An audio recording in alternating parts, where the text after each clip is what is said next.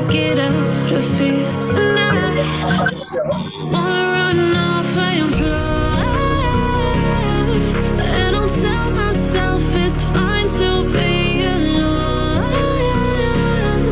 just to find somewhere that finally feels like home. Oh, oh, oh. I hate all this overthinking. Oh, oh, oh, oh. The more I swim, the more I'm sinking. Take me to a world of silver. No more heartbreaks, tears, painkillers. Take me somewhere unfamiliar. Bring me back to where we started out. Get me out of now, to where we started out. Get me out of now, to where we started out. La la la la, oh, oh. Get me out of broken hearts and starting fights, turning truth to lies. Gotta get up, stop wasting time. Yeah, I wanna run off and fly, and I'll tell myself it's fine to be alone.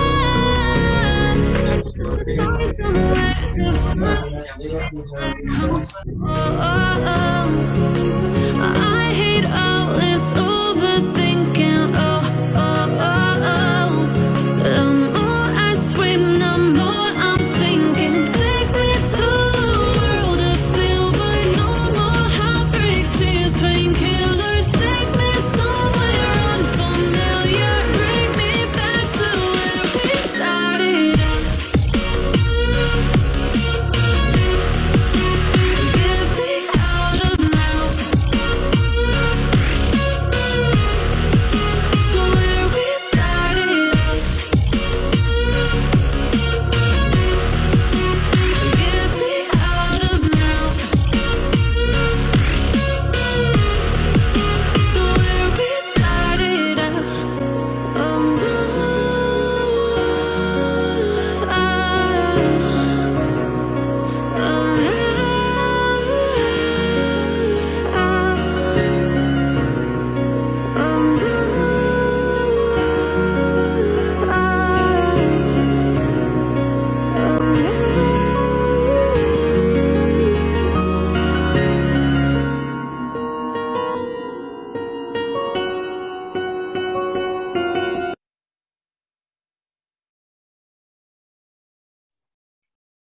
Ya, sudah Oke. 20.35 ya. Oke, kita Ada mulai hal aja yang kali ya, sangat Bang Ulfa ya. mendedik ini ya. Gimana? Membuat jantung berdetak kuat ya. Ya, biar semangat ya kan. Link Kita putar itunya, terus. jadi rupanya Zoom itu kan dia ada klaim host, jadi harus kita klaim sendiri. Baru tahu tadi. Oh, kodenya udah dikasih tapi? Nggak, lupa dia katanya. Oh, lupa dikasih. Ya udah nggak apa. Ya, mohon maaf lah. Pas lah waktunya 20.35. Ya. Ya, gimana nih kawan-kawan, kita mulai aja lah ya. Bagaimana Pak Rifan, kita mulai ya. Oke, Assalamualaikum warahmatullahi wabarakatuh. Waalaikumsalam warahmatullahi wabarakatuh. Selamat malam semua teman-teman yang sudah berhadir. Malam ya. Ya, tak lupa pula kita mengucapkan puji syukur ya pada Allah Subhanahu wa taala, yang mana pada hari ini kita telah diberikan kesempatan serta kesehatan untuk dapat hadir di acara webinar, yaitu langkah awal berkarir sebagai arsitek ya setelah mulai kuliah. Tak lupa pula kita sanjung-sanjungkan pangkuan Nabi besar Muhammad Sallallahu Alaihi Wasallam yang telah membawa kita dari alam kebodohan menuju alam yang berilmu pengetahuan. Ya, di sini sudah hadir pemateri kita, yaitu Kak Yusrifai Katami, atau yang kita panggil sebagai Kak Rifai, selaku CEO Design Studio. Ya, selamat malam Kak Rifai. Malam semua. Ya. Gimana kabarnya hari ini? Sehat? Alhamdulillah. Alhamdulillah sehat ya. Oke. Dan teman-teman dari Design Studio nih ya sudah hadir, Kamil, Rizka, ya Dea ya. Oke. Dan teman-teman semua yang sudah berhadir sebagai peserta nih, sudah hadir sekitar 62 orang ya yang sudah masuk ke dalam Zoom kita. Ya mungkin ada teman-teman yang belum ikut nih. Ada teman yang dari luar, boleh dikabarin terus. Kita akan mulai sebentar lagi. Oke. Teman-teman di sini yang sudah berhadir, kita buka kamera boleh? Biar kita ngobrol santai. Oke. Gimana nih? Ya teman-teman yang sudah di-share itunya juga background ya. Bisa pakai background ataupun nggak pakai background, sedang di warkop boleh nyalakan kameranya, silakan. Jadi biar diskusi kita lebih santai. Ya. Oke, kita screenshot dulu ya. Kita kabarin grup. Oke. Sudah masuk. Ya, jadi teman-teman sambilan menunggu teman-teman yang lainnya buka kamera webcam laptop saya rusak. Oh ya, tidak apa-apa. Yang bisa boleh buka kamera. Ya, jadi kita hari ini akan berbincang-bincang nih bagaimana mulai langkah awal sebagai arsitek setelah kuliah. Akan dibahas oleh Kak Rifai yang materinya nanti bagaimana ceritanya Kak Rifai dari sebelum memulai desain studio, awal mulai desain studio, dan perkembangan selanjutnya desain studio itu bagaimana. Untuk rundown kita pada hari ini, ya perkenalkan dulu, nama saya Teh Muhammad Rifki selaku moderator, akan memandu teman-teman dari mulai pukul 20.30 hingga selesai. Itu acara pertama, kita akan talk show ya kepada Kak Rifai, akan bertanya-tanya langsung. Dan selanjutnya setelah talk show akan dipaparkan PowerPoint nih oleh Kak Rifai, materi-materinya. Dan sesi terakhir yaitu tanya jawab dari peserta yang sudah berhadir. Jangan lupa untuk teman-teman di sini hadir dari awal acara hingga akhir, karena nanti link absensi akan diberikan pada akhir acara.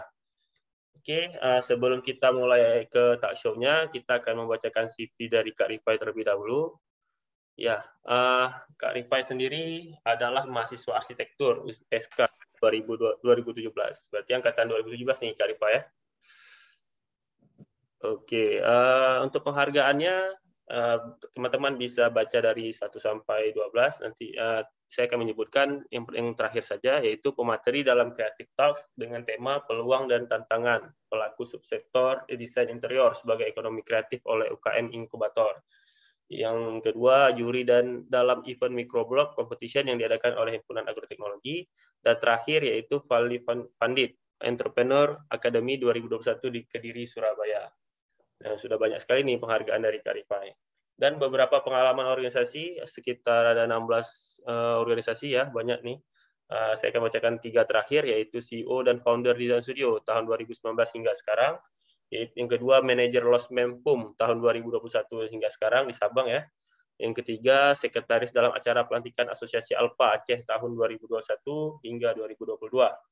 Dan seluruh portofolio untuk arsitek ya. Ini ada pengawasan gedung S2 Hukum USK, perencana sebagai perencana nih di dalam rencana pembangunan Museum Gampong Ipoh Sabang. Ada manajer, habis itu perencana proyek desain rumah atas nama Fuad, dan beberapa perencana lainnya. Yang terakhir yaitu desain Bilal Kos di Banda Aceh. Ya, sangat banyak nih dari pengalaman Bang Rifai dalam berperan sebagai arsitek di Aceh. Ya, itulah beberapa CV singkat dari Rifai sudah saya bacakan. Ya, teman-teman, ini masih beberapa nih yang baru buka kamera. Silahkan buka kameranya ya. Oke. Ya, begitu Bang Rifai, kita mulai ke talk show nih. Bagaimana kira-kira? Oke, siap Bang Iki. Mungkin Bang Iki jelasin sedikit tahapan dari event kita kali ini. Mungkin aku juga akan lebih tahu ya, akan lebih bahas. Saya kasur. Oke, dari mood. Siap. Oke, lanjut. Ya, jadi teman-teman, pertama talk show ya, kita akan bicara mengenai bagaimana nih dulu, why? Mengapa Bang Rifai mau membangun desain studio, atau boleh cerita nih sebelum bangun desain studio itu apa dulu? Nah, boleh. Pada Oke. silakan. Oke, aku izin menyapa kawan-kawan dulu semua. Halo kawan-kawan, apa kabarnya? Halo. Dari mana aja nih kira-kira? Yang paling jauh dari sini, dari Sulawesi, mungkin ada Sulawesi. Boleh kalau enggak? Mungkin di raise hand. Ya, kita dari hand. Aceh. Oh, kami dari Aceh. Mungkin Mas Diko dari mana, Mas Diko? Dari Palangkaraya, Bang, Kalimantan Tengah. Oh, Kalimantan ya. Ada nih. Kalau apa? Ibu kota baru di mana? Oh, di Kalimantan. Di Samarinda, Bang. Samarinda. Kalimantan Utara. Kan menarik nih ya. Kita sebenarnya kayak konferensi anak muda se-Indonesia nih, walaupun eventnya Zoom. Iya, jadi sebenarnya kayak gini kita patut bersyukur gitu kan. Dulu mungkin kalau kita mau bertemu dengan kawan-kawan di luar daerah kita itu sangat sulit. Tapi kok sekarang ini kita udah mengadakan kegiatan yang sifatnya sebenarnya nasional. Cuman kita kadang kurang sadar aja tentang hal itu gitu. Jadi sebenarnya kalau kita bisa mengambil satu langkah di hal-hal kayak gini itu bisa jadi powerful karena sifatnya nasional kan. Ada dari Medan, ada dari Jogja nih. Palembang tuh. Ada dari Palembang juga. Dari mana, Agusti? Dari Jawa Barat. Oh, dari Jawa Barat. Mana? Bogor, Bandung? Ini yang makin jauh nih dikasih hadiah nih Bang Rifki. Hadiahnya apa Bang Gigi? Hadiahnya apa, oleh-oleh ini ya, kopi Aceh ya, kopi Aceh. Kopi Aceh, betul ya. Tuh di DM deh. Kirim aja alamatnya nanti. Nanti WA-nya ada di sini. Ya, kalau beruntung tapi. Kalau beruntung. Kalau nggak beruntung, ini nggak diberuntungin nih sama Bang Gigi nanti. Iya. Oke, oke kawan-kawan, mungkin kalau misalnya bisa kita buka webcamnya biar kita ngobrol lebih asik. Jadi ini ada Pekanbaru juga. Oh, jauh-jauh kali ya. Paling jauh apa, Bali ya? Atau ada yang dari Sulawesi nggak ada ya? Nah, mungkin ada yang dari internasional, mungkin ada nggak? Oh ya, dari Malaysia. Nah, dari Malaysia, dari karena kemarin tuh ada juga kan yang dari Malaysia kan, Bang Rifa ya? Bukan kelas sih, webinar NFT nggak salah yang kemarin ya. Oh iya, webinar ya. Ya. Itu betul. Mungkin dah di Indonesia sih lagi kuliah. Ya, bisa betul. Oke, jadi malam ini kita diskusi santai. Sebenarnya output dari kegiatan ini lebih ke pengalaman kami yang kami share. Jadi bukan pengalaman yang hebat gimana kali, tapi kami pengen anak-anak muda ini bisa bercerita tentang unique story dari kehidupan mereka gitu. Dan bisa jadi ini akan menjadi empowerment ya, jadi anak-anak muda untuk bisa memotivasi dan juga memunculkan ide-ide kreatif gitu di masing-masing daerah. Oke. Sampai situ aja mungkin pembukaannya. Kita ngobrol lebih dalam nih. Mungkin ke kawan-kawan yang mungkin hidup kamera juga, kita akan ngobrol. Ada yang tahu tentang Golden Circle nggak kira-kira? Golden Circle yaitu why, how, dan what. Dimana kita bercerita tentang outer layer paling luar, lapisan paling luar, dan why yang layer paling dalam gitu. Ini kita bisa membahas ini dari segi apapun sih, dari segi tindakan, mungkin juga kita bisa mengupas banyak peristiwa. Jadi aku mau mengambil satu perspektif di mana desain studio ini punya alasan besar untuk lahir gitu waktu itu. Oke, Bang Kiki, kita akan banyak ngobrol mungkin sama Bang Diko juga di sini. Kita mulai dari kenapa sih Bang Kiki? Kenapa desain studio didirikan? Betul. Atau kita mulai dari bisnis deh, bisnis. Kira-kira Bang Kiki, kenapa Bang Kiki memilih bisnis kayak gitu? Kawan-kawan kan punya perspektif tentang banyak hal, dari freelance dan juga jadi profesional dan juga jadi PNS. Kenapa kita harus mengambil bisnis atau bisnis owner gitu? Ada yang mau share mungkin dari Bang Kiki dulu? Oh ya, boleh. Jadi sebelumnya kawan-kawan kalau boleh memperkenalkan diri dulu nih ya. Nah, jadi sebenarnya aku nih bukan jurusan arsitek. Latar belakangku dari agroteknologi, pertanian. Nah, jadi sangat menyimpang ya mungkin ya. Tapi kalau kita kaitkan dengan lanskap arsitek dari pertaniannya bisa gitu. Nah, jadi ketemulah nih dengan Bang Rifai gitu kan, yang punya satu misi, satu visi, satu misi gitu. Nah, jadi sebelumnya aku juga pernah berpengalaman kerja nih di beberapa kantor ya. Ada 3 lah, dibilang 3 kantor. Sebelumnya sekalian sambil kuliah kemarin tuh freelance dan juga ada memang sudah menjadi staff gitu. Nah, itu kalau pengalaman kerja bersama orang ya. Jadi gini, ada beberapa kantor yang memang itu pimpinannya tuh ada beberapa. Jadi maksudnya pimpinannya satu, di atas pimpinan ada pimpinan lagi. Nah, di atas pimpinan itu ada pimpinan lagi. Jadi ada pimpinan bertingkat-tingkat, nggak satu aja gitu, nggak satu kepala lah kita bilang. Nah, jadi aku bekerja di situ ya ini sesuai porsi lah. Tapi rasanya itu kayak kurang puas gitu kan. Maksudnya kok kayak gini aja kerjaannya ya. Maksudnya kalau misalnya kita bilang anak tamat SMA atau tamat SMP pun juga bisa rasanya gitu. Nah, kita mau buat lebih nih. Cuman kalau misalnya aku saranin misalnya dengan pimpinan pertamanya itu terhambat kadang. Pimpinan satu itu tidak bisa melakukan inovasi untuk hal yang sudah dia usulkan karena apa? Terhambat dengan pimpinan di atasnya. Nah, itu rasanya kayak menjengkelkan ya, menjengkelkan, habis itu nggak ada perkembangan di situ. Nah, kalau bicara gaji ya kita kalau misalnya untuk sehari-hari bisa gitu, tapi kan kita perlu inovasi, perlu perkembangan gitu. Jadi ada harus resiko yang diambil. Maka aku coba berpengalaman nih ketemu Bang Rifai, ya kita coba bicarain bagaimana bisnis dan sebagainya. Akhirnya kita bergabung gitu. Ya, jadi kita membuat yang lebih lah ya, Bang Rifai ya. Oke, menarik nih. Ini jadi satu perspektif dari Bang Kiki. Ada yang mau share ceritanya lagi nggak tentang pilihan jalan karir gitu? Mas Diko mau share ke kami dari apa tadi Pekanbaru? Apa tadi Kalimantan ya? Kalimantan daerah mana tadi? Palangkaraya. Ada yang mungkin bisa di-share juga kenapa kita memilih mungkin jalan Bang Diko lah, mungkin sebagai apa itu? Freelance atau kalau boleh cerita. Kalau saya kan Bang masih kuliah nih, masih semester 6 Bang. Semester 6 sekarang.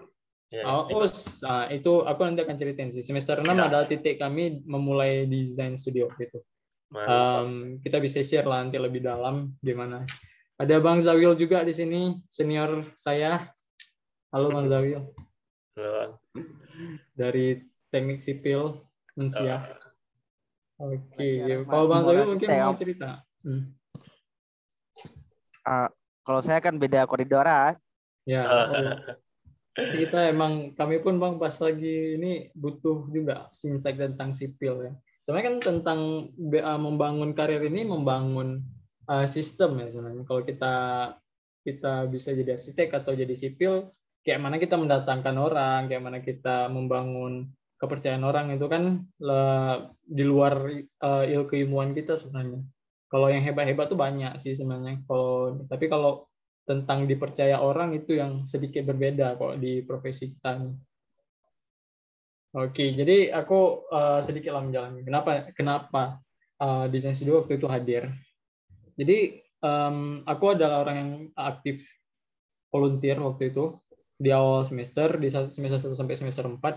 Dan proses itu kan kita kawan-kawan yang udah pernah mengikuti organisasi apalagi yang sosial ya, kita biasanya ngumpulin donasi, kita buat event, ada buat kayak konser amal, dan ketika uangnya terkumpul kita akan mendonasikan gitu yang belum tentu barangnya itu sampai ke sana dengan utuh. Maksudnya dalam artian apakah barang kalau kita kirim barangnya sampai betul-betul sampai atau ada anti kerusakan atau mungkin ada dipotong-potong oleh orang lain, mungkin kalau dalam bentuk duit kita nggak tahu pasti sih, cuma untuk donasi seperti itu. Dan kita membantu kurang lebih individual kayak gitu. Kita nggak pernah membantu banyak orang dalam sekaligus dan tepat sasaran kayak gitu. Nah dari situ aku berpikir kan, apa sih metode lain yang aku punya, kapasitas yang aku punya, yang bisa aku share ke orang lain kayak gitu. Nah, dengan ilmu arsitek ini, kalau kawan-kawan mungkin dari sipil, dari arsitek, mungkin ada berbagai macam ilmu-ilmuwan di sini. Ini cuma garis besar sih sebenarnya. Masing-masing ini punya manfaat kan. Kalau dari arsitektur, aku ngelihat di mana kita itu bisa membantu orang dalam jumlah banyak. Kalau kawan-kawan dari arsitek ini tahu tentang programming itu kan penyelesaian masalah sebenarnya. Kita menyelesaikan masalah, mengubahnya ke dalam bentuk ruang. Ya kan, Bang Gigi? Iya, betul. Jadi ketika kita udah membentuk ruang sedemikian rupa, orang-orang yang di dalam yang menggunakan ruang itu pasti terbantu gitu. Kita ngomong tentang gedung yang besar gitu, mungkin kayak rumah sakit, ada tentang kantor, ada juga tentang sekolah kayak gitu. Oke, aku sedikit bertanya nih ke kawan-kawan, mungkin silakan yang mau menjawab. Kantor itu stereotipnya tuh kaku gitu. Mungkin nggak kita buat kantor itu yang di dalamnya ada tempat bermain, di dalamnya ada kayak restoran gitu, habis itu ada tempat nge-gymnya, ada tempat makan-makannya gitu. Kira-kira memungkinkan nggak? Dijawab di chat aja boleh. Ada masalah yang lagi menyaksikan ini, kita coba yang penasaran jawab aja di chat. Kira bisa nggak ya gitu ya? Yang mungkin kayak gitu. Kantor yang dimana di dalamnya tuh tempat main kayak gitu, tapi kantor mungkin nggak kira-kira? Dan kalau mungkin ada contohnya nggak kira-kira? Ya, ayo. Boleh silakan teman-teman. Lewat chat boleh juga. Ya, boleh. Jadi banyak hal yang kita kadang-kadang miss kayak gitu. Kalau dari Bang Kiki nih, aku bertanya ke Bang Kiki. Kantor itu menurut Bang Kiki gimana Bang Kiki? Mungkin nggak kita buat kayak gitu? Mungkin aja kali ya, kalau misalnya yang punya tuh yang ownernya atau yang pendirinya kaya raya ya, mungkin aja ya. Itu gimana tuh kira-kira? Ngerti juga nih. Ya. Ada yang pernah dengar tentang ini nggak, Shopee Singapura? Oh iya pernah. Shopee Singapura itu ya, Shopee Singapura itu karyawannya tuh dimanjakan dengan fasilitas yang luar biasa sih. Memang kayak mereka tuh kan kebanyakan dari tim teknologi, di mana ya banyak dengan berhubungan dengan komputer ya. Jadi kayak tempat makan, mereka menyediakan tempat minum, memang kayak restoran kayak gitu. Habis itu juga ada tempat gym, dan di situ ada tempat mandinya. Jadi kalau kita nggak mandi di rumah, terus kita mandi di kantor itu bisa. Fasilitasnya lengkap, shower gitu-gitu. Ada air panasnya gitu. Nah, dari sini sebenarnya kalau kita membuka pemikiran kita lebih jauh, ternyata arsitek itu bukan cuman ngedesain doang. Kita nggak cuman ngedesain terus, oh udah bagus ya, habis itu kita udah selesai. Enggak. Kita di situ ada kesenangan tersendiri sebenarnya. Kita bisa menyelesaikan banyak permasalahan. Nah, ini berbagai macam orang ya. Misalnya ada orang yang mungkin punya sudut pandang sebagai bukan karya, tapi kayak lebih ke seniman gitu. Dia menciptakan karya seni melalui arsitektur. Ada juga orang yang dia membangun arsitektur itu sebagai, memang ada kewajiban dia sebagai arsitek kayak gitu, bisa jadi itu nggak ada masalah. Nah, tapi di situ ada titik pentingnya di mana kita tuh punya satu alasan gitu yang besar yang bisa menguatkan kita. Oke, nah dari situlah desain kita mulai gitu. Dan sebelumnya mungkin ada yang ingin berdiskusi tentang ini. Jangan terlalu garing ya kok. Iya, kita santai aja. Kayak apa kalian nih? Nggak perlu tegang-tegang. Orang ini belum ikut webinar kita nih gitu. Oh ya, kita webinarnya nggak pernah nggak pernah kaku sih. Cuman kalau kalian nggak ngobrol jadinya kaku. Jadi kalau kami biasanya webinar tuh kalau ada rekaman ini stemat mana? Hah? Bagaimana Kak? Kak Tony ya? Silakan Kak. Oh bukan. Ya. Oke, lanjut Kak Irfan. Oke, jadi kita bisa diskusi banyak lah. Jadi jangan terikat, jadi kita bisa ngobrol banyak di sini. Jadi sesi pertama ini talk show, kita akan ngobrol. Nanti aku akan membuka PPT tentang perjalanannya gitu. Jadi kita bisa mengambil konsep-konsep yang bisa kita terapkan di kawan-kawan semua. Oke, jadi kita lanjutkan ke how nih. Nah, dari how ini kita berjalan dengan ini, kita punya konsep, kita punya, kalau arsitek itu punya alasan, dan sekarang tinggal bagaimana kita ngelakuinnya. Ngelakuinnya ini butuh cara kan. Ada nggak yang di sini bermasalah? Ketika mau mulai itu nggak ada duit, nggak ada link, nggak ada kuliah sibuk, mungkin ada nggak yang masalahnya gitu? Mungkin bisa share juga di kolom chat. Masalah apa nih kira-kira yang jadi hambatan teman-teman nih paling utama? Jadi biar hasil webinar kita malam ini bisa lebih jadi bisa mantap gitu ya. Ya, jadi bisa juga didapat sama teman-teman, langsung bisa dipraktekkan gitu. Ada yang bisa dibawa pulang lah istilahnya. Ya, tapi kita ini intinya bukan menggurui, tapi kayak lebih ke sharing. Kayak kita sama kawan gitu. Ada nggak yang bermasalah ketika kalian punya pemikiran, oh aku mau buat arsitek studio gitu, atau aku mau buat sipil, kayak konsultan sipil atau kawan-kawan yang bisa kerjasama untuk project-project kan di sipil. Ada nggak yang nggak bisa nih, nggak mungkin, mustahil? Ada nggak? Kalau ada, aku akan share sih tentang cerita kami. Aku ada satu kisah di mana, Kak Nurul Selina ada katanya. Ada lagi yang lain mungkin ada ceritanya sedikit, atau mau disampaikan langsung. Susah apa gitu? Susah uangnya, susah kawannya, susah caranya mungkin. Ada nggak? Silahkan. Oke, aku langsung aja. Nanti kalau mau ada di chat aja, jadi kita ngobrolin. Nanti kalau yang mau ngobrol pun juga raise hand ya, nggak apa-apa. Ya, nggak ada masalah, kita bisa ngobrol langsung. Oke. Modal sama nggak tahu mulai dari mana. Nah, ini kan sebenarnya kami udah mencoba mengulik kayak gitu, apa yang kira-kira jadi masalah. Aku ceritain sedikit kisah di mana aku pernah kerja sama dengan salah satu orang yang awalnya kami memulai merintis bisnis kecil-kecilan makanan gitu waktu itu. Jadi dia bilang, Pai, aku dipanggil Pai ya, nggak mungkin kita bangun arsitek ini dulu gitu.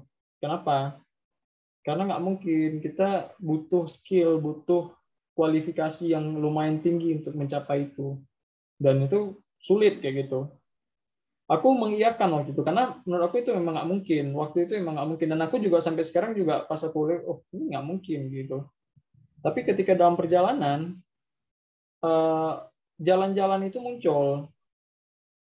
Kalau dari segi konsep sih, kalau menurut aku itu muncul karena memang selain konsisten, itu adalah hal yang memang kita ingin wujudkan dan itu kebaikan gitu. Dan kalau kalian pernah ngerasain, pernah nggak dalam satu fase kehidupan kalian pengen kali dapat suatu hal tapi nggak bisa tercapai kayak gitu. Tapi ketika kita udah mulai merasa itu tidak mungkin atau kita udah mulai fokus ke hal-hal yang kita bisa lakuin, ada jalan yang memang entah dari mana itu muncul kayak gitu membantu kita. Itu yang aku rasakan dalam proses ini. Bang, saya susah cari referensi, terkadang sering lihat video yang bagus langsung termenung. Aku bilang, kayaknya curhatan ini hati. Oke, Bang, saya susah cari referensi, terkadang sering lihat video yang bagus langsung termenung, apa saya bisa tidak? Nah, oke, aku bisa bilang desain ini dimulai dari apa namanya? Aku lupa, makanan dulu kau. Dia semacam mie sih, makaroni. Desain studio. Makaroni ya. Ya. Jadi mungkin kayak Bang Kiki ini adalah orang yang masuk ke generasi lebih baru ya dibandingkan desain studio yang sebelumnya. Pertama kali kami membangun desain studio itu dari makaroni. Tahu kenapa? Karena kami nggak punya modal dan kami nggak dipercaya orang lain. Makaroni. Iya. Nah, jadi gini cara berpikirnya. Aku nggak mungkin nih ngelakuin ini. Oke gitu kan. Apa sih kita butuhin untuk bisa membangun bisnis? Salah satunya modal. Yang kedua kita butuh kepercayaan, butuh skill. Nah, aku coba jawab satu-satu dulu. Jadi kami berpikir, oke, kita mulai aja dari edukasi, di mana kita bisa ikut-ikut ke event-event atau kita bisa bawa program-program yang bisa menyadarkan masyarakat tentang pentingnya arsitektur. Karena di Aceh sendiri pentingnya arsitektur itu sangat minim waktu itu. Emang minim sih, dan di level mahasiswa kita masih dianggap kurang kompeten waktu itu. Kami mulai dengan berpikir, kenapa kita nggak buat makanan dulu yang mudah-mudah yang bisa kita lakuin, terus modalnya kita buat kegiatan. Nah, itu langkah awal. Nah, menurut kalian, make sense nggak hubungan antara kita membangun bisnis arsitek dengan kita memulai dari bisnis makanan? Dan aku ada juga kisah menarik dari situ. Ada satu tim yang keluar waktu baru-baru desain muncul, dia bilang, kami bilangnya DZ ya. DZ itu udah nggak masuk akal. DZL itu dia bisnisnya arsitek, tapi kalau kok mulainya dengan makanan, arahnya nggak jelas. Tapi kita tahu arah kita kemana. Oke, itu satu poinnya aku sampaikan. Yang kedua, aku coba jawab lagi. Tadi masalah modal aku udah sedikit menjelaskan, tapi kok perinciin lagi lebih lanjut. Bang, saya kurang yakin bisa bangun bisnis arsitek, dikarenakan di daerah saya orang yang bangun sesuatu tidak menggunakan jasa arsitek. Persis. Ki, coba jelaskan, Ki, apa yang terjadi di Aceh. Oke. Nah, itu Ki mencerita nggak sedikit di Aceh? Yang gimana tadi? Jadi kayak sulit orang-orang yang menggunakan arsitek, kayak gitu, jarang yang menggunakan arsitek di daerahnya. Nggak pakai arsitek lah, lebih ke mungkin. Gini ya, aku juga pernah pengalaman rumah pribadi misalnya, mau buat rumah kemarin tuh, nggak pakai arsitek nih, pakai arsitek, jadi pakai tukang gitu aja, maksudnya kita ongkosin gitu kan, dengan kesepakatan sesuai. Ya gitu, setelah jadi kan banyak masalahnya nih. Apa rupanya ya setelah ngobrol-ngobrol sama teman-teman yang dari arsitek, ya kita perlu desain dulu terlebih dahulu gitu. Nah, tahu gambarnya baru dibuat. Nah, sedangkan aku kemarin langsung dibuat tanpa ada gambar. Jadi waktu pas pemipaan itu di rumahku, itu sering macet airnya. Jadi turunan dari atas gentong atasnya tuh nggak sampai ke kerannya. Jadi kalau kita buka keran kadang deras, kadang kecil ya gitu. Habis itu pembuangannya juga macet. Nah itu kayaknya sih gara-gara waktu itu salah pemasangan pipa, gara-gara tukangnya juga sih sebenarnya. Habis itu dari perbaiki selesai. Jadi akhirnya 2 kali makan biaya gitu. Itu yang jadi pengalaman pribadiku. Oke, menarik ya. Jadi sebenarnya gini, sebenarnya masyarakat bukan nggak menggunakan jasa arsitek, tapi mereka tidak mengetahui bahwa arsitek itu ada, bahwa arsitek itu bisa menyelesaikan permasalahan mereka. Cuma kita ini mungkin anak-anak mahasiswa itu belum bisa mencapai itu gitu. Coba kalian bayangkan ya, bangunan itu kurang lebih harganya kalau kita bilang kecil aja tuh 300-500 juta kayak properti lah gitu. Ketika properti ini nggak didesain dengan bagus, kayak tadi Bang Kiki bilang airnya kurang kuat karena posisi kerannya tangki airnya itu terlalu rendah misalnya, atau kayak pempipaannya itu nggak ada gambarnya misalnya, atau kayak dindingnya itu nggak ada truss ramnya misalnya. Dan nyatanya mereka akan merasakan harus memperbaiki, merenovasi rumahnya yang bisa ngabisin uang berpuluh-puluh juta gitu. Bayangkan dengan menggunakan jasa kita, mereka bisa menghemat perbaikan tersebut yang pertama gitu. Oke, kita mulai dari masalah sebenarnya. Jadi dari situlah ketika kalian paham masalah masyarakat akan sadar bahwa kalian tuh punya value. Kita profesi itu nggak muncul dengan hal yang simple gitu kan. Maksudnya dalam artian sebatas gambar, atau kita itu nggak mungkin. Tapi ketika kita bisa menjelaskan hal itu, disitulah kita punya nilai lebih sih. Oke, itulah ceritanya. Menarik kali ya, Bang Ripa ya. Ini super luar biasa nih cerita dari Bang Zawil nih. Sana kita bangun perumahan, kalau perumahan itu ada total 50 rumah. Itu dibayar rumah atau satu rumah aja. Karena secara gambar bisa kita pakai gambar yang sama. Nah, aku kalau kasus properti aku belum pernah ngerasain jadi kena rumah yang pribadi yang pernah. Kalau kejadian kayak gini, aku baru aja dapet, ini masih meeting awal untuk membangun kos-kosan. Di mana kos-kosan itu kan kamarnya berulang sebenarnya. Kamarnya itu berulang, bentukan fasad cuman yang berbeda. Jadi kita bisa memurahkan harga. Sebenarnya kalau kawan-kawan bisa memahami satu konsep di mana sebenarnya arsitek ini bukan tentang mendesain dan kita mendapatkan uang gitu, tapi kita mendapatkan kesempatan untuk berkarya satu, bisa memperbaiki permasalahan satu. Dan menurut kalian adil nggak di mana orang yang kaya, yang punya uang yang banyak kayak gitu, yang rumahnya itu di kota, dengan orang yang di kampung, yang rumahnya itu terjerembab, masuk air, dan dia butuh orang-orang yang paham seperti kita, tapi harganya itu di standarisasi. Menurut kalian masuk akal nggak? Ada yang menjawab mungkin di chat atau di langsung. Bang Zawil nih. Gimana ya? Kalau standar arsitek berapa per meter persegi di sana? Kalau yang dari Ikatan IAI, kalau nggak salah itu 7-10% lah. Tapi dia ada tipe-tipe bangunan lagi kan. Nanti dijabarin tipe 1 gitu-gitu. Tapi kalau berarti itu dari nilai kontra, nilai ya, bangunan. Kalau di kita Bang nggak gitu sih. Kalau kami itu menetapkan harga per meternya. Per meter berapa? Kalau kami arsiteknya 80.000, interiornya 100.000. Nah, jadi gini, sebenarnya kan itu harga di mana kita mendapatkan output yang banyak. Aku coba menjelaskan ini terlalu jauh sih sebenarnya, tapi nggak apa-apa. Di setiap gambar itu kan ada output hasilnya. Kenapa sih butuh output sampai ke tahap detail ya? Tapi kalau kami nggak sampai ke konstruksi detail, tapi konstruksi detail itu kan di bagian anak sipil. Tapi kalau misalnya kayak lebih ke detail arsitekturnya, kenapa harus butuh konsep yang lebih detail kayak gitu? Karena kita harus merumuskan satu desain yang memang kompleks kayak gitu.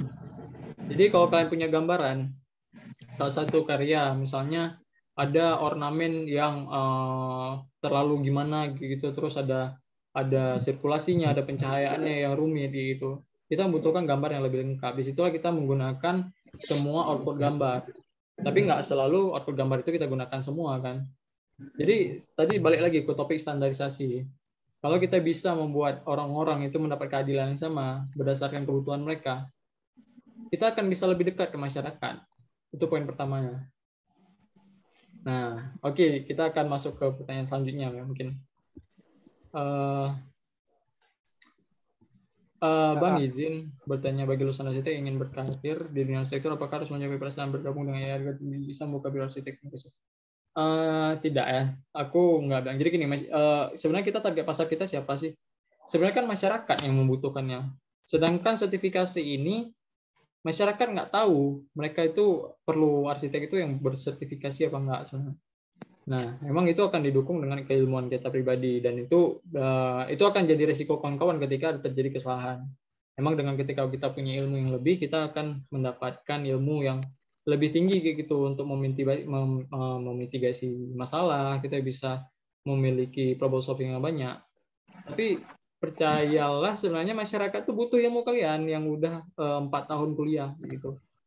Jadi ilmu ini sangat dibutuhkan. Jadi kurang lebih aku punya cerita sedikit di mana kami mendesain salah satu fasad bangunan awalnya, tapi ternyata si klien itu bermasalah dengan tukang. Karena apa? Mereka memiliki perbedaan persepsi. Jadi si ibu minta persepsinya rumahnya gini ya bang, gini ya bang, gini ya bang, ini kasih fotonya ya gitu. Terus si ibu, si tukang juga, oh iya saya paham. Pas dibuat berbeda. Kita cuma butuh gambar, kita butuh 3D visual yang dari sketsa mungkin, yang kita tinggal kasih, oh bang gini ya, oh ukurannya segini ya.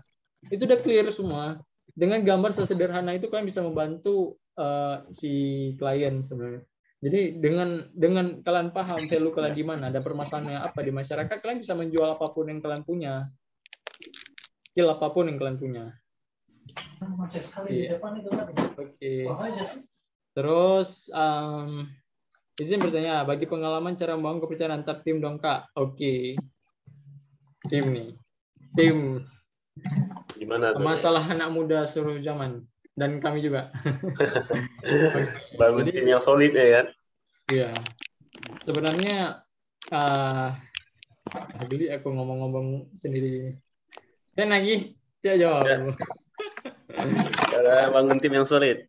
Ya. Sama satukan dulu pola pikirnya. Yang mana tuh Bang? Gimana ya? Gimana? Apakah kita rujak dulu, habis itu kita campur dan kita ospek dulu kali ya? Kita ospek dulu masuk enggak? Jadi bercanda lah.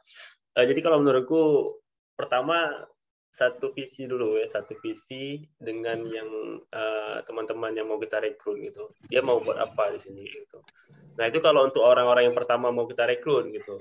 Kalau misalnya nanti setelah berkembang bisnis itu lebih gampang. Jadi maksudnya kalau kita udah ada tupoksinya itu kan berarti mereka kerja sama kita. Nah tapi kalau misalnya untuk orang-orang pertama yang mau kita rekrut, yang mau kita bangun sama-sama, itu harus sesuaikan dulu visinya. Ketika visi udah sama, itu otomatis ada kendala sedikit di tim, ya kita perbaiki sama-sama. Ada yang nggak sama persepsi, kita ngomongin. Karena ketika udah satu visi, nggak ada lagi enak nggak enak. ketika udah ngobrol, oh Anda misalnya yang kamu buat ini salah gitu. Nah, kita kasih tahu, oh iya salah gitu. Coba pelajarilah bagaimana di YouTube ataupun di mentor-mentor bisnis kayak gitu. Nah, jadi ketika udah pertama satu visi, kalau misalnya nanti ketemu orang founder-founder yang pertama nggak satu visi, itu nanti bakal ini sendiri pisah sendiri gitu. Itu udah jadi hukum alam. Dan itu ya kita mau nggak mau harus kita relain. Ya resiko kalau menurutku. Kita emang nggak ada cerita, harus cari teman yang betul-betul satu visi. Itu sih paling nggak. Nah, ya, gimana Bang Rifai? Oke, menarik ya tadi kawan-kawan udah mendengar sedikit. Mungkin aku menerjemahkan ke case kayak gitu. Ya. Karena nggak ngerasa kalian kawan kalian misalkan udah nggak mungkin organisasi aja lah di kampus himpunan mungkin. Ketika himpunan tuh udah berkumpul semua orang, kenapa sih kok program nggak jalan gitu? Kan kalian udah satu tim, kalian kan udah satu letting, kalian kan udah mensepakati program bersama yang udah kalian sepakatin bersama gitu. Kenapa nggak dijalankan dan kenapa kawan-kawan nggak semangat untuk menjalankan programnya? Sebenarnya letaknya di mana? Letaknya ketika kita tuh lupa bahwa masing-masing kita ini punya mimpi sih, maksudnya punya tujuan masing-masing. Dan organisasi juga punya tujuan masing-masing. Ya kan? Jadi di mana sebenarnya kayak tujuan organisasi ini bisa mengikat tujuan kawan-kawan yang lain. Paham nggak kira-kira? Jadi gini, aku sama Bang Kiki punya mimpi untuk membangun properti ya Bang Kiki ya. Diam. Iya. Nah, properti yang lain. Oke.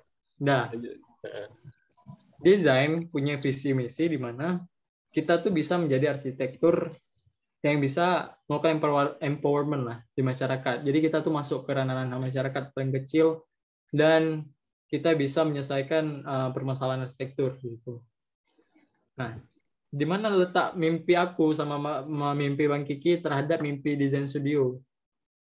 Disitulah letak kesinambungannya. Kita nggak bisa memaksa orang menjadi diri kita, tapi kita bisa sama-sama bekerja sama untuk berjalan di jalan yang sama untuk mencapai mimpi tersebut kayak gitu. Betul. Oke. Ya. Udah betul nih. Sepakat. Jadi maksud aku gini, kita juga nggak tahu ke depan apa yang terjadi kan. Yeah. Tapi kita saat ini udah berusaha maksimal gitu dan sesuai dengan yang kita sepakati gitu. Kalau apapun yang terjadi ke depan itu balik lagi Tuhan yang ngatur lah kalau itu. Aku juga nggak bisa bilang kan. Jadi ada faktor. Kita udah berusaha, ya betul. Ya. Oke, jadi ini udah aku nggak sadar waktunya udah terlalu jauh tentang pertanyaan ini, tapi keren talk show-nya. Jadi aku langsung ngomongin tentang what. Jadi kalian udah mendapatkan gambaran tentang bagaimana bisnis arsitektur. Kita bukan orang yang punya idealis di mana harus fokus pada keinginan kita, tapi kita harus fokus pada bagaimana kita mencapai keinginan kita, bukan harus dengan cara yang kita inginkan, tapi dengan bagaimana yang kita perlu lakukan gitu. Mungkin kalau kalian sedikit bingung, aku akan jelasin nanti lah. Jadi what di design studio itu apa yang harus aku lakukan? Tadi kan kita udah ngomong tentang how. Tapi sekarang kita ngomong tentang what. Apa yang kita lakukan itu ada design studio. Itu menjadi sahabatnya masyarakat. Itu positioning sebutannya dalam bisnis yang kami lakukan. Sebab program-program seperti ini tujuan untuk membuat kami itu merasa dekat dengan masyarakat. Apa sih permasalahan masyarakat? Apa sih masalah anak-anak muda di Indonesia gitu. Dari situ kita bisa mendapatkan banyak permasalahan dan mungkin ada solusi yang bisa kita rumuskan melalui keilmuan. Oke, kita lanjutkan ke PPT. Waktunya udah cukup Bang Gigi ya? Atau kita perlu talk show tambahan waktu lagi atau gimana? Bisa ada waktunya? Waktu kita untuk webinar sampai jam berapa kira-kira? Jam 1 jam ya? Ya, 1 jam Bang. Berarti sekitar 15 menit lagi. Langsung aja deh ke PPT kayaknya. Oke, nanti kita tanya jawab kayak gini aja. PPT, kalau memang udah selesai PPT kita tanya jawab lagi. Oke. Nah, jadi ini tadi kan pertanyaan udah banyak nih. Berarti kan kawan-kawan sudah mulai aware tentang bahwa ada langkahnya gitu. Dan kami sekali lagi kita bukan menggurui, tapi kita sharing selaku anak-anak muda yang ada di Indonesia. Aku yakin dengan hal-hal kayak gini Indonesia itu bisa membangun citra arsitek yang bagus, dan masyarakat juga tahu kita tuh bisa lebih kayak gitu. Oke, izin aku PPT. Oke, udah nampak ya? Jelas. Oke. Sebentar ya.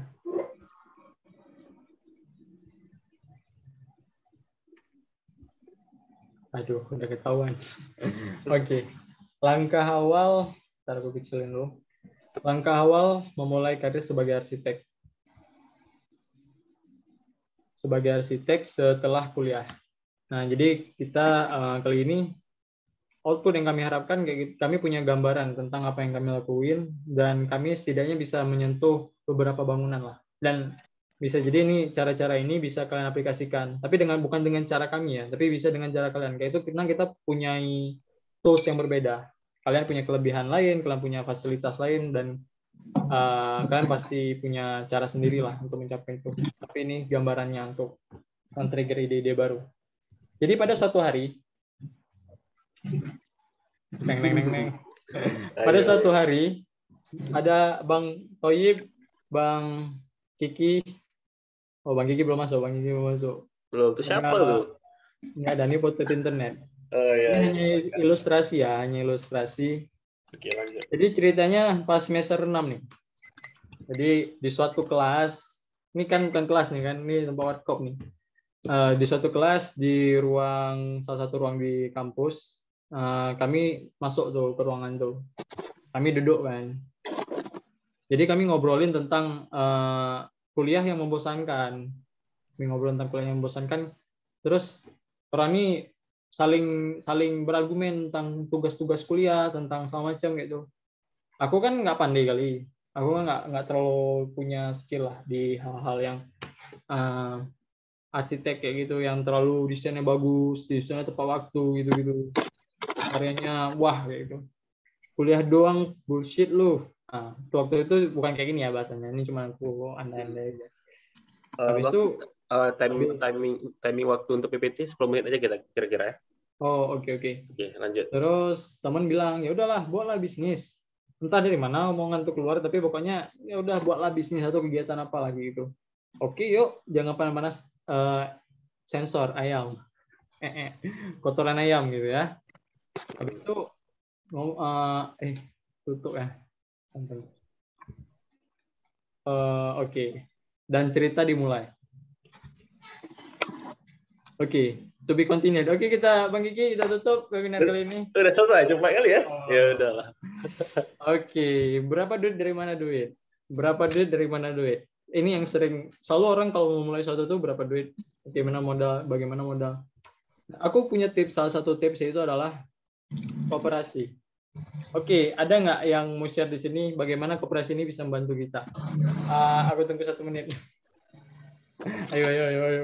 Okay. Aku nggak tahu Bang Iqbal, aku nggak tahu. Ayo, gimana Bang kooperasi kampus kok? Aku tanya kok. Ayo Bang Kiki. Angkat tangan. Luan.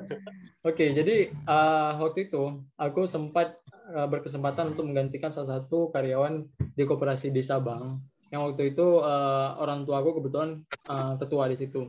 Jadi aku menggantikan lah posisi kakak itu karena kebetulan dia lagi nggak bisa. Jadi waktu itu aku mempelajari konsep koperasi, di mana konsep koperasi itu tujuannya itu adalah kesejahteraan anggota, kesejahteraan bersama gitu.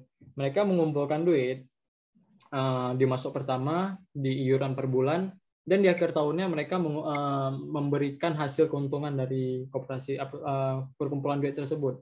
Di dalam koperasi ada pengelola, ada juga anggota koperasi, anggota biasa, dan tugas anggota ini cuma memberikan duit, dan pengelola itu adalah orang yang memikirkan bagaimana duit itu bisa berputar.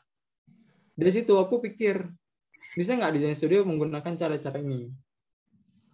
Nah, dan alhamdulillah kita mencoba menjalankan ini, dan itu terwujud. Oke, kami cerita tentang mimpi. Waktu itu setelah kita berpikir ada modal ini dari kumpulan-kumpulan duit di koperasi tadi, koperasinya kita buat sendiri ya. Maksudnya dalam artian itu konsep, bukan koperasi yang harus kita buat dalam lembaga gimana gitu. Kita kumpulin duit, kita mulai bisnis. Itu waktu itu ada 11 orang kalau nggak salah aku. Dari 11 orang kita mencoba membangun bisnis. Dan aku balik lagi, kami memulai bisnis arsitektur itu dari makaroni. Makaroni, minuman, ada tahu berontak. Ada yang tahu nggak tahu berontak? Oh, aku nggak tahu daerah mana itu. Tapi katanya kawan aku yang Jakarta ya, atau juga sih? Jakarta ya. Soalnya ya kayaknya kawan aku di Jakarta sih, kawan aku yang Jakarta. Dia memang Jakarta, dia Padang, Jakarta nggak jelas dia dari mana. Jadi dia bilang, oh tahu berontak tuh enak tuh, buat aja di sini belum ada. Nah kami buat lah, makaroni kami buat. Tapi bisnisnya belum ada yang jalan. Nah, kenapa kami membangun bisnis dari makanan kayak gitu? Karena itu yang kami bisa. Kami belum bisa menggunakan jasa arsitek dan juga kami nggak dipercaya untuk melakukan itu dan kami belum cukup capability di situ. Nah, habis itu kami masuk, nggak gagal juga. Kami masuk ke dalam produk, kami masuk ke dalam bahan-bahan kuliah, kami masuk ke dalam pelatihan arsitek itu dan masih banyak lagi. Bisnis makanan, mulai dari tahu, roti bakar, minuman, pelatihan aplikasi arsitek, bisnis bahan memakai kuliah, tim panas ayam, habis itu kerja sendiri, kawan-kawannya pada hilang semangat, panas-panas ayam, habis itu hampering duit yang penting bisa jalan, habis itu ikutin perlombaan, pelatihan, ikut expo dan bazar, dan kembali hilang tujuan. Tapi disitulah langkah-langkah itu membuat resonansi ya, atau kayak apapun yang kita buat itu kan pasti ada feedbacknya gitu. Apalagi kita punya niat yang baik. Desain mulai dipercaya. Dari situ kami mulai dipercaya untuk beberapa project. Nah, aku sedikit memperjelas sih. Project dari desain studio itu tadi aku udah cerita. Itu dari produk. Yang kedua itu dari bahan-bahan karya-karya seni gitu. Jadi kayak rak dinding. Tapi gini, step-nya tuh ketika aku buat rak dinding, ya, aku nggak berpikir kita akan diajak untuk desain interior. Tapi ketika kami memasang rak, kami jasa bor kemarin, ada foto nggak? Oh nggak ada di sini. Jadi kami sempat membuka jasa bor, kami masangkan rak kami sendiri. Tujuannya untuk orang-orang yang mau beli ini masalahnya apa sih? Oh dia nggak bisa ngebor ya, oh udah kita borin gitu. Habis itu ternyata dari beberapa pasang segala macam. Ada yang nanya, aku mau buat distro deh, boleh nggak kalian yang desainin? Harganya yang miring gitu-gitu. Boleh, kan kesempatan kan. Dari situ kami mendapatkan proyek interior pertama. Itu sebenarnya distro pertama Anim yang ada di Aceh. Cuman dalam proses ada kendala, di mana orang tua beliau dari batal karena musibah. Bukan project prank ya, maksudnya projectnya nggak di prank, tapi emang orang tuanya meninggal, jadi kita nggak bisa melanjutkan karena emang biaya yang terbatas waktu itu. Project pertama, habis itu kami mendapatkan project pertama di luar kota, di Kota Langsa, di Aceh. Mungkin kalau kalian tahu itu jaraknya sekitar berapa lagi? 8 jam 400, ya dari 8 jam. Ya, habis itu pertama, habis itu ada juga barang pertama yang gede, itu kasir. Jadi ceritanya tuh kayak dari kawan ke kawan, dari kawan ke kawan gitu. Yang sebenarnya kita kadang-kadang bingung, kok ada yang tahu ya tentang kita gitu. Habis itu project board. Di balik banyak kegagalan ada satu hal yang kami rasakan, yaitu kami makin mahir di situ. Nah, sekarang kita cerita tentang ombar rintangan yang melahirkan ide kreatif.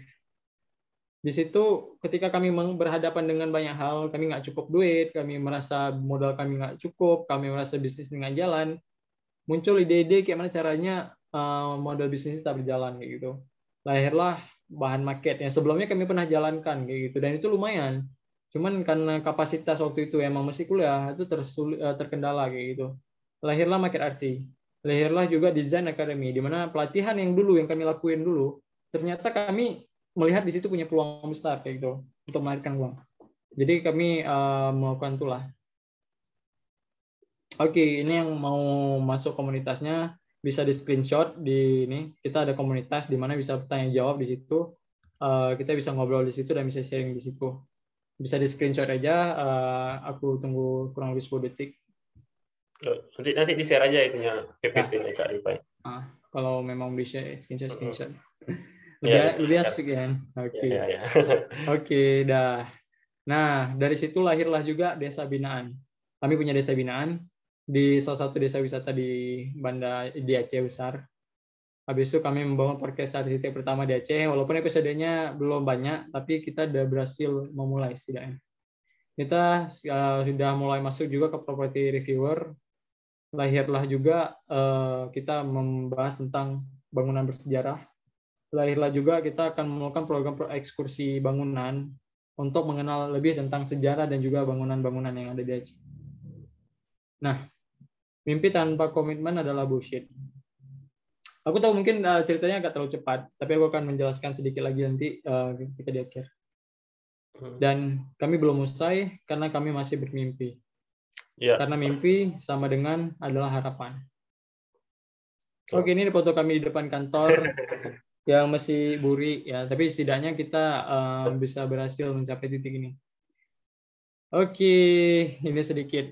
Kita akan masuk lagi ke sharing-sharing dengan kawan-kawan. Buka dong kameranya. Ini udah selesai nih sesi yang melelahkannya udah lewat nih.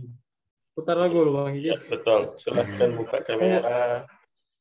Dan ada juga beberapa pertanyaan tuh yang masih ada di kolom chat Bang Rifai. Oh iya. Oke, jadi kita bakalan ngobrol lebih asik dan ini kan kegiatan yang dimana ini sebenarnya perkumpulan anak-anak muda Indonesia dan nanti kita bisa membangun kayak gitu sharing networking ini untuk bisa membangun dalam kenapa? Udah lanjut. Bentar ya. Aku baca dulu.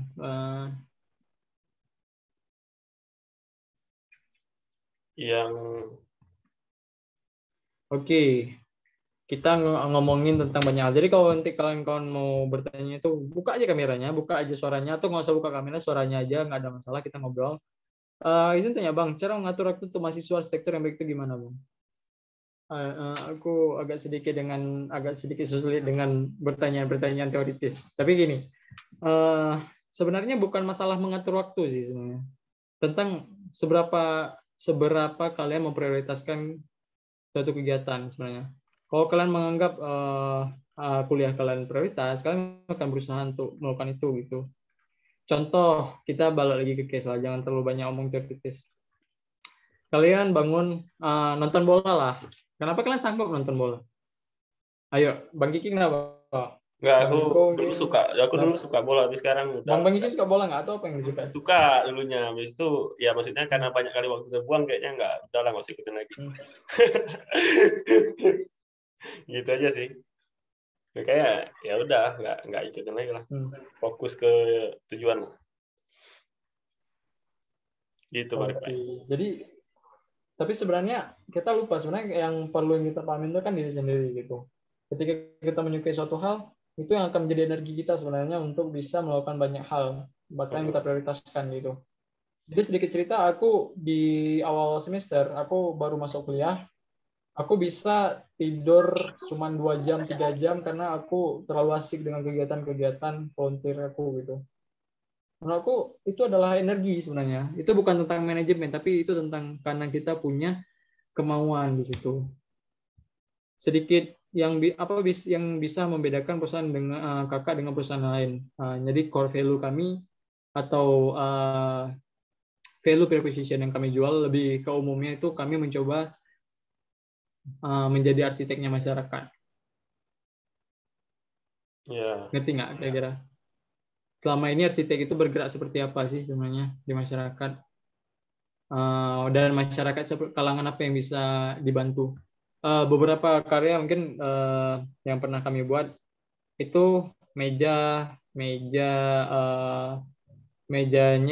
gaming anak muda yang kadang-kadang anak muda tuh bingung, ya aku mau buat meja gini, tapi di kota aku di mana ya dibuatnya? Kita punya skill itu kan, jadi kita bisa bantu. Terus kayak ada kawan-kawan yang pengen kamarnya bagus, tapi dia nggak tahu desainnya kemana, dan dia pasti berekspektasi dengan kalau misalnya bawa ke desain interior itu pasti mahal gitu. Ya dari kita gitu. Sebenarnya apa yang lebih membedakan lagi lah? Oke, mungkin ada yang kayak gitu, yang bisa membuat kayak gitu. tapi kita mencoba menerapkan di dalam setiap karya kita itu kedekatan dari si customer-nya. Jadi kita tuh punya orang-orang yang bisa paham dulu dengan kebutuhan si klien gitu. Punya kepekaan tinggi lah. Karena terkadang klien ini dia belum tahu tentang arsitektur. Jadi kita punya sense kalau dia ini butuh ini gini, yang butuh ini kayaknya gitu. Dia butuh ini ya, dia kayak butuh material seperti ini gitu. Itu yang kalian dapatkan ketika kalian itu sering di masyarakat sih sebenarnya. Kalian bisa meredam amarah kalian ketika kalian mungkin terlalu banyak permintaan, habis itu kalian punya paham kalau klien ini sepertinya dia butuh bentuk ruangan yang seperti ini, kenapa terjadi ruangan seperti ini, gitu. Dan itu nggak mahal sih sebenarnya, itu cuma butuh kepekaan aja. Yeah. Jadi contoh karya lain, ada klien yang dia tuh salah satu dosen di kampus kami, dia pengen buat studio yang menarik lah. Nah, tapi dia juga budgetnya nggak banyak, gimana caranya gitu. Nah, itulah butuh keahlian kita untuk bisa menyelesaikannya. Jadi kita selesaikan dengan material yang kita tahu yang paling murah dan paling bagus yang bisa digunakan. Dari judulnya sangat menarik. Apakah materi bagian kepada peserta webinar, Bang? Saya berikan. Sorry, itu direct, sorry. Oke, link absen. Oke, link absen sudah dikirimkan. Kak, saya mau bertanya, untuk modal dalam bisnis itu kayak ini digunakan untuk apa saja? Karena dari takdir saya mendengar kalau kerjanya seperti hanya membuat desain 3D. Menggunakan SketchUp di mana cukup menggunakan laptop kuliah saja. Terima kasih. Ya, nah itu benar. Jadi sebenarnya langkah awalnya kalian harus tahu dulu sebenarnya. Kayak tadi aku udah cerita sedikit tentang pengalaman aku. Dan kalian punya kapasitas dan kapabilitas sendiri. Gitu, atau punya tools sendiri yang kalian punya. Coba nengok di sekeliling kita itu ada orang-orang seperti apa. Ada perangkat-perangkat seperti apa, ada organisasi seperti apa, ada masyarakat seperti apa, ada link yang seperti apa. Gitu. Coba menyelaraskan hal itu, dan hal itu yang paling mudah dimaju sih langkah. Kalau kami sendiri di Design Studio, pertama kan aku cuma mampu ngumpulin orang. Itu yang aku punya waktu itu.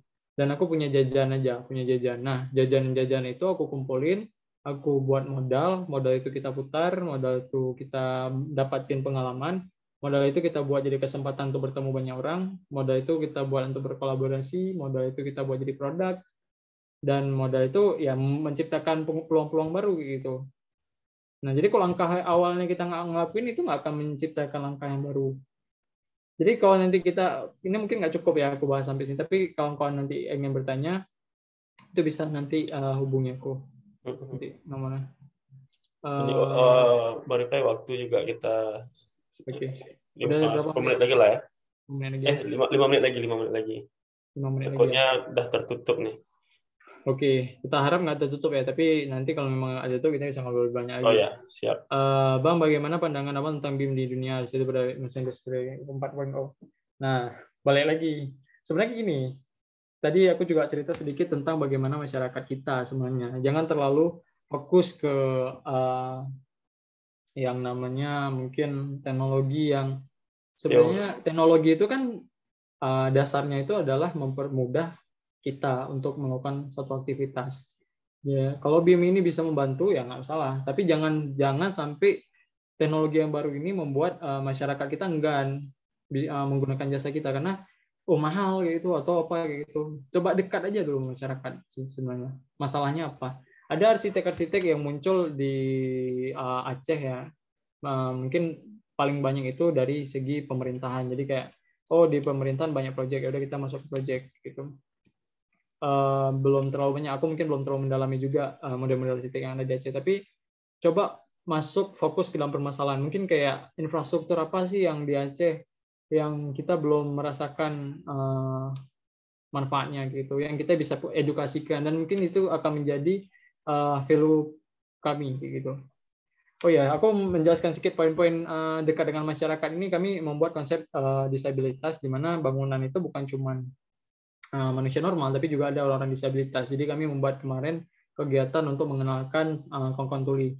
Yang kedua, kita sempat mengenalkan konsep kamar tidur yang nyaman untuk bisa produktif di masa pandemi. Kami juga memperkenalkan konsep bangunan Aceh, yang dimana itu bangunan Aceh itu punya kriteria dan khas kayak gitu, dan kita bisa perlu bangga kayak gitu. Aku sampai lupa, pokoknya program yang kami lakuin, ini salah satunya kayak kami juga membangun kesadaran masyarakat tentang pariwisata, di mana pariwisata itu infrastrukturnya itu selama ini kurang tepat sasaran, di mana mungkin belum ada orang yang bisa memberdayakannya, cuma dibuat tapi tidak dijalankan. Itu kan sebenarnya masalah-masalah di masyarakat kayak gitu yang kita angkat. Oke. Betul. Kalau udah tinggal 5 menit lagi bilang Bang ya. Oke. Lanjut ya tuh. Oke, waktu yang dibutuhkan desain satu desain bangunan. Mau tanya berapa lama waktu yang dibutuhkan? Waktu yang paling lama itu 3 bulan, baru aja selesai tadi. Jadi ceritanya karena banyak pengalaman yang kami dapatkan, salah satunya kayak ketika kita perencanaan, kadang-kadang kan kita pas awal-awal itu kan kasihan sama, atau bukan kasihan lah, lebih kayak nggak pede mungkin. Jadi kita membiarkan untuk menggabung pengawasan dengan perencanaan, dan itu menjadi hal yang fatal waktu itu kami. Jadi kita gabung waktu itu ya? Ya, itu kita gabung. Jadi pengawasannya lambat, jadi nggak dibayar duitnya.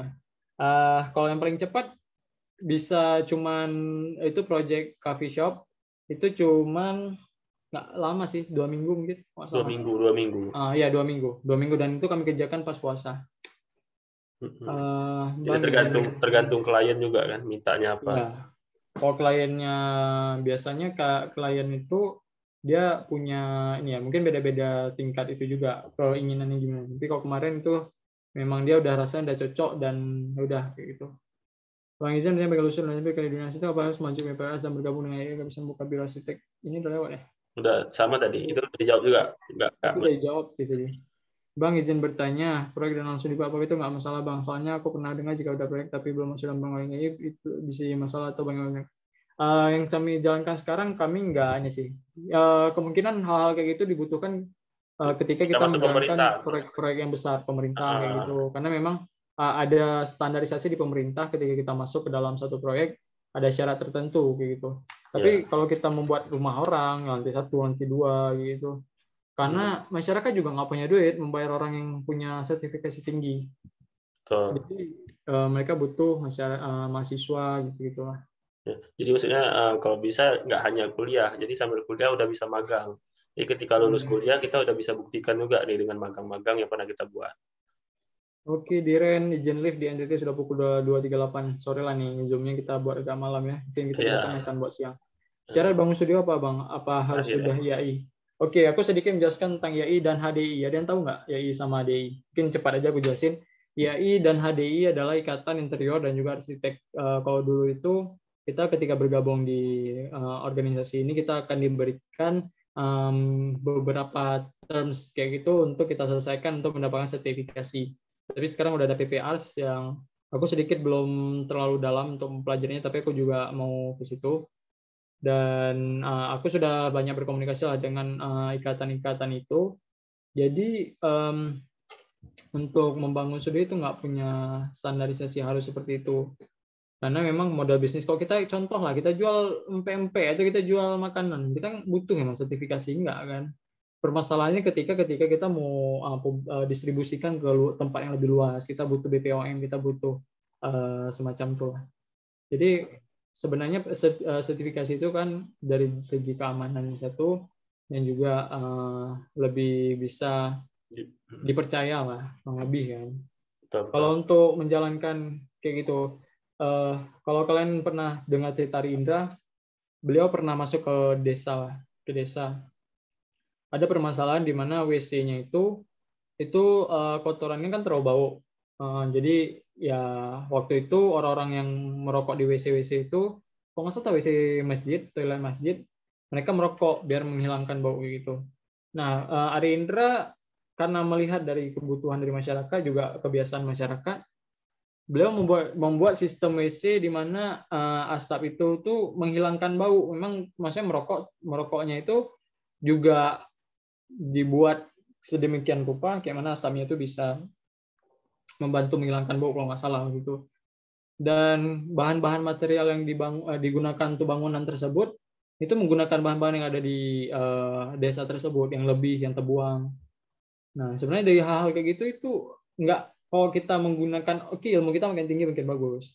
Tapi siapa yang mau arsitek ketika sertifikasinya udah tinggi, udah diakui secara undang-undang, harganya besar, dia bisa membantu itu. Aku bukan berarti menyarankan kalian untuk tidak mengambil sertifikasi, tapi ketika kita punya sertifikasi tersebut, kita harus menggunakannya juga ke masyarakat, dan juga kita bisa menggunakannya itu untuk bisa lebih lagi. Dalam artian, sekarang yang kita bisa kasih itu apa sih kalau sekarang? Ya, sebagai mahasiswa atau sebagai yang fresh graduate, ya mungkin kita bagi ilmu kita segitu, kita buat segitu. Ketika kita punya YAI, kita mungkin bisa membuat sistem juga untuk ke bawah, untuk ke masyarakat yang di bawah, dan juga untuk yang di atas. Nah, itu bisa lebih menguntungkan lagi sebenarnya. Jadi itu lebih ke pilihan masing-masing. Dan aku sudah menceritakan. Jadi ceritanya malam ini aku menceritakan apa yang aku tahu dan apa yang aku alamin, dan kawan-kawan bisa mengambil sedikit dari ide-idenya lah. Betul. Oke. Waktu Bang. Ya, oke. Oke. Ya, jadi waktu nih Bang? Nggak apa. Jadi memang udah pas nih. Ini aku nengok tegang-tegang semua orangnya nih. Bang aja senang. Lagi udah malam mungkin ya, atau apa, capek. Nah, jadi tadi mau nambahin sedikit nih untuk time management, teman-teman bisa cari aja 4 kuadran time management di Google. Itu ada yang urgent, not urgent. Nah, itu ada kolomnya. Kawan-kawan bisa buka kalau di Google 4 kuadran time management, lihat aja. Itu bisa membantu teman-teman dalam mengatur waktu ya. Paling terakhir yang tadi untuk menambah sedikit, untuk menjadi profesional tuh kalau menurut aku juga, menurut Bang Rifa juga mungkin itu ini ya, subjektif ya. Karena kita nggak pernah tahu ukurannya itu seberapa gitu. Jadi teman-teman nggak usah takut untuk mulai ya terus. Nanti sambil di pertengahan jalan ketemu dengan guru itu bisa, atau teman-teman yang bergerak di arsitek bisa belajar lagi gitu.